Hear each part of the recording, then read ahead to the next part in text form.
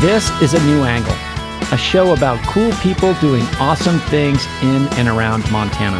I'm your host, Justin Angle. This show is supported by First Security Bank, Blackfoot Communications, and the University of Montana College of Business. Hey folks, welcome back, and thanks for tuning in. Today is our December edition of Incentives and Instincts, a recurring series in which I speak with economist and friend Bryce Ward about some of the broader challenges facing our society. Bryce, how are you today? I'm good, Justin. Waiting for some snow to fall, but other than that, things are good. Indeed. I hope by the time this episode airs that we will sort of be fully into winter, but at the moment, in the first half of December, it is not that way. Anyway, last month we talked about the crisis in our political labor markets. There are fewer people running for elected office, and those that are elected tend to have less experience in government. We painted a fairly bleak picture and closed with a promise to at least try to offer some potential solutions in this month's episode. So here we are, Bryce. And I'm sure with a full month to think about it, you've figured out a complete solution. Absolutely. I've got all of the solutions. This was an easy one. Didn't take much time. I just sat down this morning and it just all came to me. That's just to say that solutions are not easy. Otherwise, they probably would have emerged. Or perhaps the solutions are easy, but they're just really hard to implement. And so we'll go through what we think is a list of potential solutions. So let's start with an idea that we have talked about before, one that's showing promising results in states like Alaska, and that's ranked choice voting. So Bryce, what is ranked choice voting and how can it help? Okay, so the system that most of us are used to is called first past the post. First past, that's a really kind of complicated name for a system. All it means is that whoever has the most votes wins, doesn't matter what percentage you get. So if you have 4 candidates run, right, you winner can take all, right? You can win with 21% of the votes, or 25% of the vote. And so what happens is you really have a strong incentive to have only 2 candidates in the race, and because otherwise somebody is stealing from one of the, quote, most viable candidates, right? And so ranked choice voting basically says, well, okay, fine, we're going to let anybody wants to qualify or whatever it is. And then the voter doesn't just pick one. They say, oh, I like this one, and then I like that, and you put them in order. Sure. And then an algorithm goes through and looks at your votes and basically says, okay, well, you got the least votes, so you're out. So we're going to go back to your voters. And we'll give them, whoever you put second will now give your votes to. Okay. And you just keep going through that until somebody now has 50.1% of the vote. And one way to kind of draw this out a little bit is to look back at the 2016 Republican primary, right? There were 16 or so candidates early on, and candidate Donald Trump at the time was steady at somewhere between 30 and 40% of the polls of the likely voters, whatever the poll specified. Another way of looking at it was like consistently 60% wanted somebody else. Now it was a collection of a bunch of different people, so it's hard to draw firm conclusions there. But this system that you're describing can alleviate some of that. Yeah, and what it means is that you can have more candidates in an election, and I can now express that my first choice was for this candidate. Right. Even if they don't always win. The market learns that, there's a constituency for this candidate. So that then future candidates know that, because what we have with just 2 parties, particularly 2 polarized parties, is it's really easy to have a caricature of who people are voting for. Yeah. Because it's like, well, there's just those other guys, right? And that those other guys are a whole bunch of different people, frequently who don't like each other even within the little party, but Sure. It's like, well, this is who I got to vote for, right? And with ranked choice voting, in theory, you can empower more candidates to run. You can see that there is a broader range of people that people do support, and you will likely end up with different candidates ultimately winning because of who gets ranked second now matters. So let's take a look at Alaska. Senator Lisa Murkowski has been able to persist kind of in the independent category, had been a Republican for a long time, but is now the elected senator as an independent. How has ranked choice voting sort of played out in that state? She's essentially been able to kind of assemble her own coalition outside of a party. Okay. She still caucuses with Republicans, but she is a true independent, right? In that, the people who, if she were running in a primary, she would likely lose in a Republican primary. Right. But she has managed to cobble together a coalition that can win in a general election. And that's the same kind of idea that ranked choice voting is supposed to empower, right? It's supposed to empower local, unique coalitions. It's supposed to allow other groups to rise up and be able to at least compete because they can show that they're viable. And that then allows you to build infrastructure around that. I got really interested in ranked choice voting several years ago, because I was looking at a lot of House races or Senate races or whatever it is, and it's just they're not competitive. Right. And it just annoyed me. I was like, everyone should have competition, right? Yeah. There should be competition. If you're great, don't worry about it. But there shouldn't be this notion of, I'm a Democrat in Mississippi and there's just nothing for me, no chance for me to have any kind of a voice. Yeah. Right? And you look at it, like a lot of states with single party governance just don't perform well. No, they don't perform well. And particularly the longer it goes on, right? Yeah. You kind of become subject to some pathologies that are, that kind of arise from one party rule. But why isn't there something else, right? And it turns out that ranked choice voting is the problem. There's still 25, 30% that are really Democrats in that area. Well, they want to be Democrats. And so, if you're like, well, we want to run some third party, well, all you're really doing is harming the chance that those Democrats might win ever. And so, you kind of it all just devolves back into, well, you just have two options. And then these really fringe candidates who get 1% of the vote. But even then, they're technically potentially affecting the electoral outcome. And so, that's where ranked choice voting is, at least in theory, it's supposed to enable the full spectrum of representation. Okay, so there's some potential there, and some states are doing it. It seems to be part of the dialogue, at least now. So it's a solution that you could see kind of coming to pass.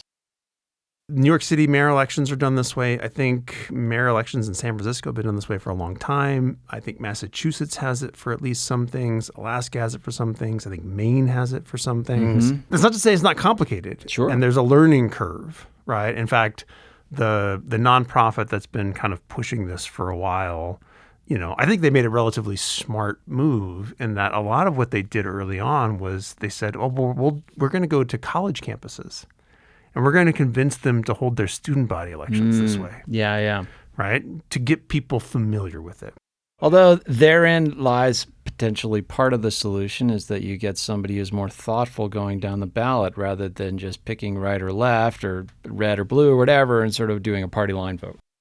Another one of the selling points is it's supposed to reward people for being nice. If I'm not going to be your first choice, I want to be your second. And if I'm a jerk, it's hard for me to get to that second position because you just don't like me, right? So basically, instead of just having this I like this guy, it matters if I like the other guys too. Right, and that might sort of reduce negative campaigning to some degree, right? It doesn't make as much sense to say hey, that other candidate is terrible on all things. You might cultivate a winning position by saying, I agree with candidate X on a few things, but here's where we disagree and here's why. And that makes it then now opens the door for me to get your second choice vote. Yeah. Right. It basically allows us to say, well, this is what we agree on and this is what we disagree on. So now we can really focus on, as opposed to just tribalism, right? As opposed to this is just a representative of a tribe. I literally care nothing about who he is or who she is, what they stand for, whether they're corrupt, whether they're, all these things which we used to punish politicians for, but we pretty much, we finally reached a level where George Santos got kicked out. But for the most part, we have increasingly, the scandals that were immediate disqualifiers when I was a child are no longer disqualifying. They don't even become part of the conversation or form. Yeah. Right. Okay, so ranked choice voting, I think we covered that. Let's go on to some other ones. So one thing I think about often, and we talk about often on this show, is just sort of the state of local media. There's been a decline in local news reporting. We need a more robust news gathering operation at the local level, because what happens at the local level, what happens at city council and the state legislature that's the stuff that affects our lives in the most meaningful way. And if we don't know what's happening, it's hard for us to make informed choices there.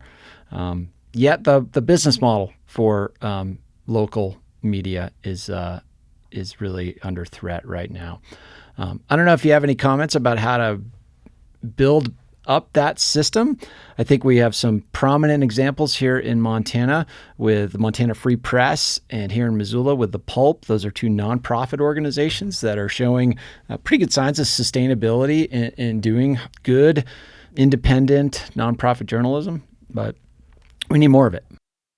We need to reestablish community. The representative that we're electing needs to represent a real, tangible community. Because it's a community, it needs to have its own way of gathering and disseminating information within that community, one that is reliable, and that's where media comes in. In an ideal world, it would be small enough to actually be a recognizable community. So that speaks to something we talked about last time, which is potentially smaller districts. Sure. And then, and I know that this isn't allowed apparently under our Constitution, but I would change campaign financing in such a way that, if not all, at least most of the funding for a campaign should come from that community. Okay, so campaign financing is not specifically mentioned in the Constitution. You're talking about the downstream consequences of something like the Citizens United decision. Right, because, Montana tried to limit campaign spending, and apparently we're not allowed to do it. 2/3 of money in a Senate election comes from out of state. The one fact I could find, although it's slightly dated on House of Representatives elections, it's like 11% of the money in a House race comes from constituents within the district.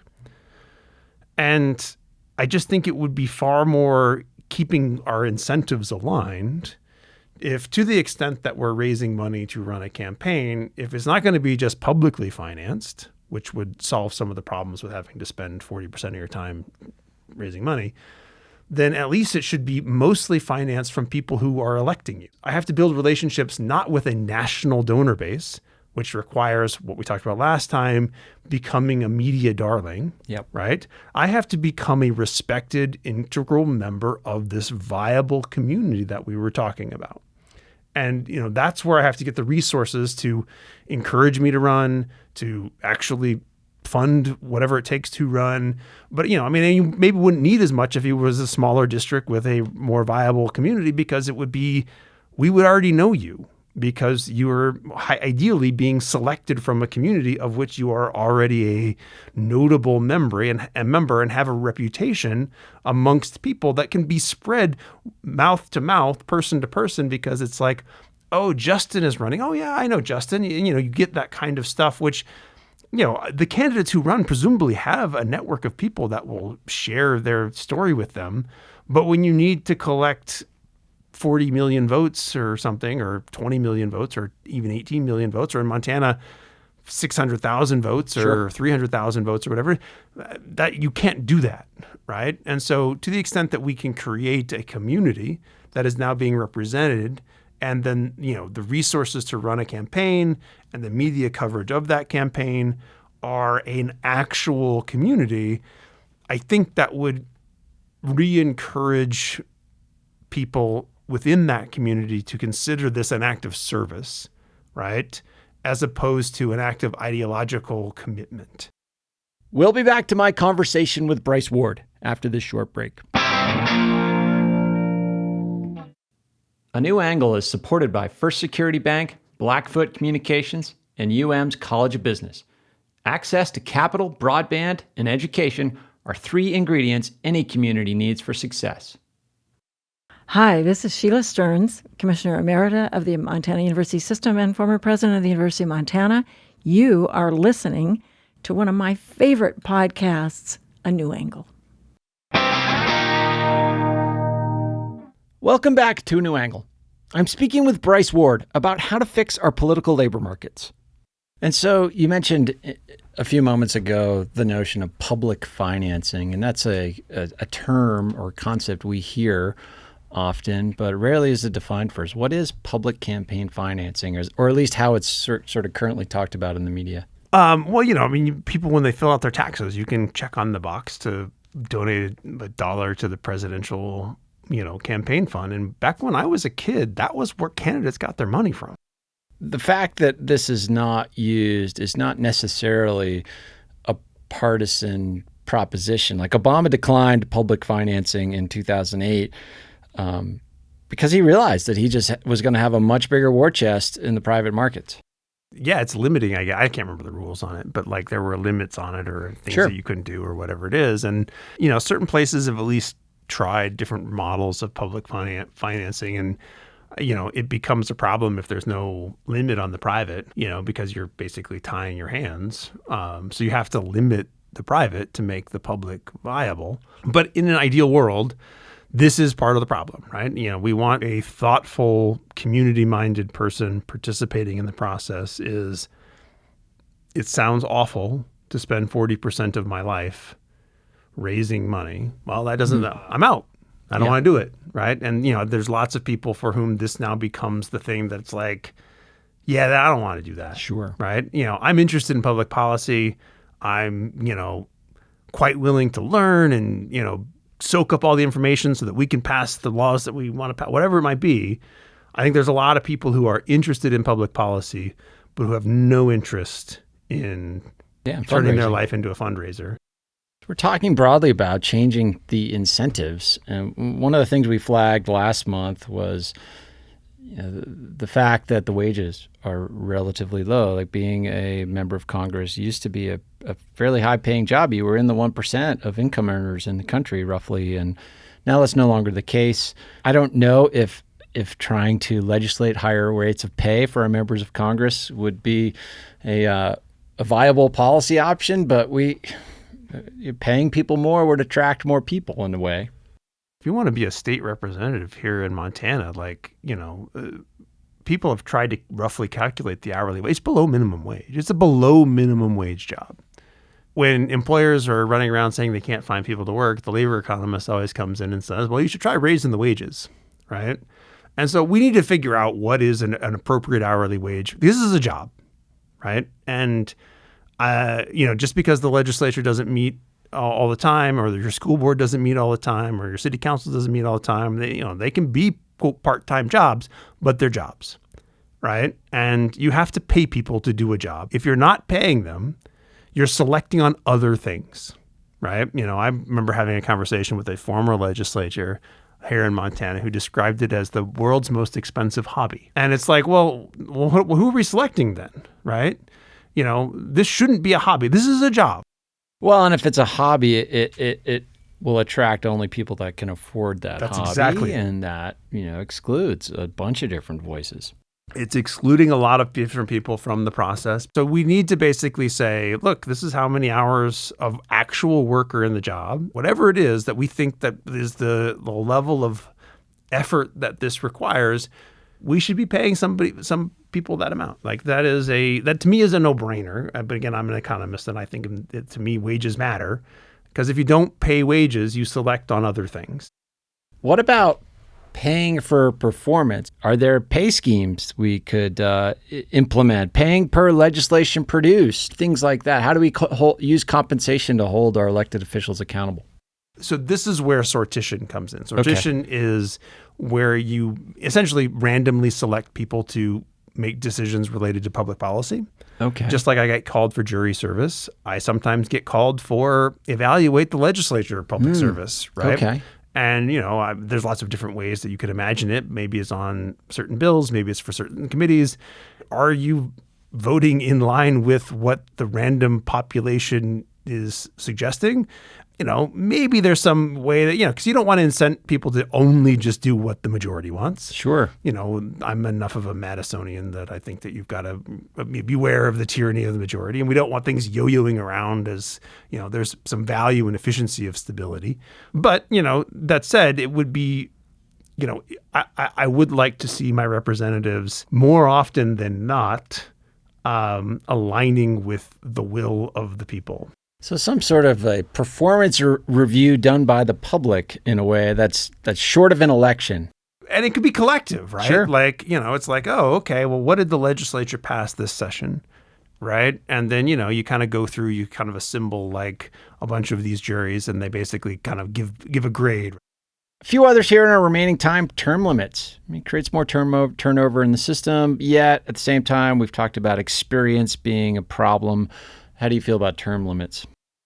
I generally don't like term limits. I think, again, this is a job, and it takes some time to figure out the job. And frequently that time is measured in years. And so if you're saying, well, you can only serve for this amount of time, it's like, well, I just figured out the job and now I'm done. To me, I mean, if you want to have age limits, I'm willing to, consider we have age limits on the lower end. We should maybe have age limits on the upper end. But just hard term limits have never made sense to me because it takes a long time, particularly in a seniority system. Sure. Right? Yeah. It's like, well, okay, well, you're just rising up, you're figuring something out. And then it's like, well, I got this one chance to get stuff done because I've been here for 6 years and now this is my last 2 years. And, because everybody else is gone, now this is my turn at the top. And so I get these 2 years, so there's one session or whatever it is. It just doesn't strike me as, like if you're good at the job, you should be able to serve. Reinvesting in civic education, bolstering our civic education, particularly at the high school level and in the college level. How do you feel about that?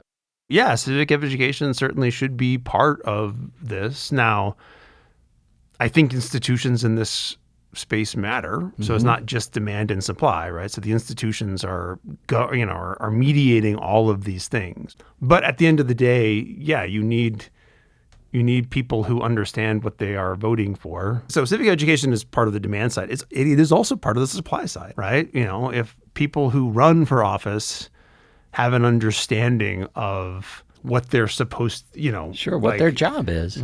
That the dissemination of, the wisdom that has been passed down, they speak to things and it's very clear they don't understand the issue. And some of that reflects the fact that, some of the people who we attract to run are not running because they're like, I understand the system and I understand that I am going to be a good person to operate in the system to help steer it in ways that are going to benefit my community, as opposed to I'm going to be a cheerleader for a tribe. Yeah, and running against the system is a position that tends to have a lot of rewards these days. Yeah, and which is, it's also self-destructive, right? Because we just can keep convincing people that the system is bad. Which then leads to the bad people running, because why would I run to participate in a bad system? Sure. It's like a Groucho Marx quote. We are just, denigrating ourselves into our own problems, right? It's like, yeah, this is all terrible. And, look, there are terrible parts to the system. This whole episode is predicated on the system being, quote, terrible. But, you have to believe that there's an opportunity. And this is also, again, this goes back to that community thing, right, that I was talking about. So I think part of our problem is that we are so used to not having any agency over what happens as voters, as people citizens in the community, right? It's like, I don't like this, and then nothing ever changes on it. Right.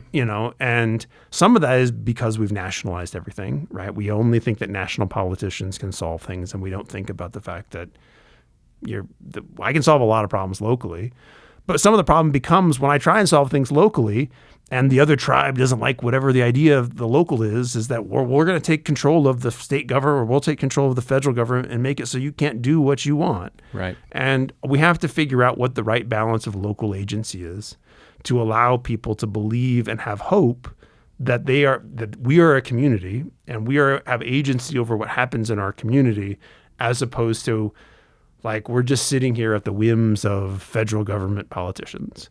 And I do think that's part of the problem, and why it's very easy to denigrate the system and then run it down is because we don't think that we have agency over, the whole system is supposed to be we the people speak and then the system responds to our voice. But when there's 350 million people, there is no we the people. Sure. Right? So the idea is supposed to be federalism or localism. And, and I do think that there's some wisdom in accepting the real hard problems that come from allowing local jurisdictions to make their own choices. because sometimes they're going to make just choices that are bad for people in those communities. And I like those people, or I maybe like one of those people, and I don't want those communities to exist. Sure. And that's where that's a tension. That's a trade-off. But if it all just becomes us, well, I don't have any control over anything, so the whole system sucks, so let's burn it all to the ground, which is, I feel, where an increasing percentage of people are just like, well, it doesn't matter. And I'm enough of a small c conservative to be like, look, the primary goal of all of our government institutions should be the perpetuation of what we have, right? Because for all of its flaws, what we have is still pretty good, right? And I think it's way too easy to be like, well, I'm mad because of X or Y, and sometimes it really is because there was an agency and you didn't like what happened to you. But at the end of the day, you're still in a better system, in a better position, or we collectively are. That, to me, that's my number one criteria if I'm evaluating a candidate, which is, are you going to burn this all down? Because that's not okay with me. Right. Right. Like, what I have here, what we have here in the United States and what we have had here in the United States, for decades is pretty good. But, the notion that our system is fundamentally broken and should we just destroy it all, that strikes me as, we're kind of going too far. And that's, it's just, and that's algorithms, the social media algorithms creating the same kind of misperception that teenagers deal with respect to their bodies and all the other stuff that we as parents of teenagers have to deal with in a social media age. But, the same basic algorithmic problem is making us think that our government is much uglier than it in fact is.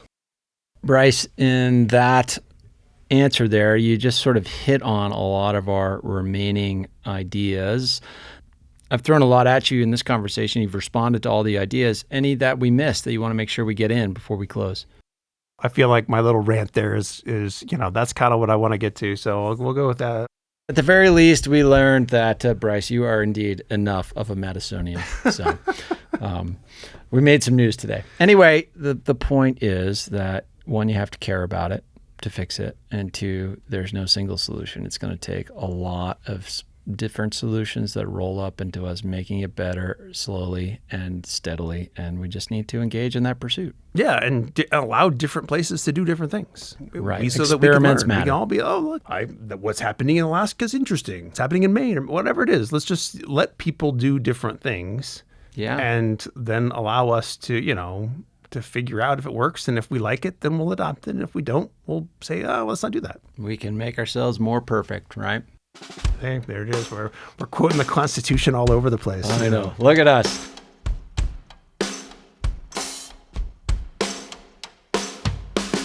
Thanks for listening to A New Angle. We really appreciate it. And we're coming to you from Studio 49.